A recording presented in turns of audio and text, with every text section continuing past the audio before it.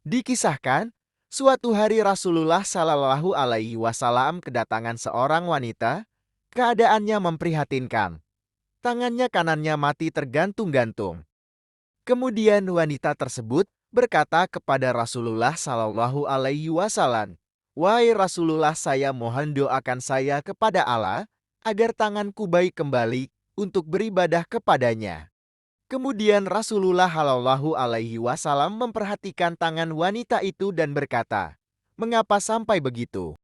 Wanita itu pun kemudian bercerita, "Saya bermimpi hari kiamat datang. Neraka Jahannam telah disiapkan dan surga disiapkan.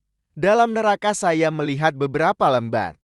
Kulihat dalam sebuah lembang ada ibuku, di tangannya ada sepotong lemak makanan. Sedangkan di tangan lainnya terdapat cabikan kecil dan dibuatnya untuk menyelamatkan diri dari api. Kemudian aku bertanya kepada ibuku, apa yang terjadi pada ibu? Padahal engkau orang yang taat kepada Allah dan suamimu ridha padamu.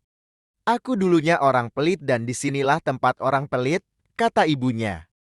Kemudian apa artinya lemak dan cabikan ini? Tanyaku lagi.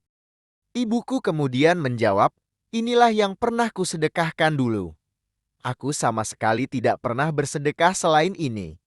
Benda ini diberikan kepadaku, dan inilah yang melindungiku dari api neraka dan siksaan. Setelah itu aku bertanya, di manakah ayah sekarang? Ayahmu seorang dermawan dan sekarang ditempatkan di surga. Jawabnya. Kemudian aku pergi ke surga, kudapati ayah ada di tepi telagamu Rasulullah. Ia memberi minum beberapa orang dari tangan Ali, Ali dari tangan Utsman, Utsman dari tangan Umar, Umar dari tangan Abu Bakar, dan Abu Bakar dari tanganmu ya Rasulullah. Aku pun mengadu kepada ayah. Ayah, ibu itu orang yang taat kepada Allah, dan ayah juga ridha kepadanya. Kini ibu ada di sebuah lemban di neraka jahanam, sedangkan ayah sibuk memberikan minum kepada orang lain. Ibu sangat dahaga, berikanlah ia seteguk air. Lalu aku mengambil sebuah cawan dan kuisi air untuk memberi minum ibu. Saat ku minumkan kepada ibu, ku dengar suara, semoga Allah mematikan tanganmu. Engkau datang memberi minum kepada seorang wanita yang kikir dan pendurhaka dari air minum telaga Nabi Muhammad. Setelah itu aku terbangun, dan tanganku kudapati telah mati tergantung-gantung.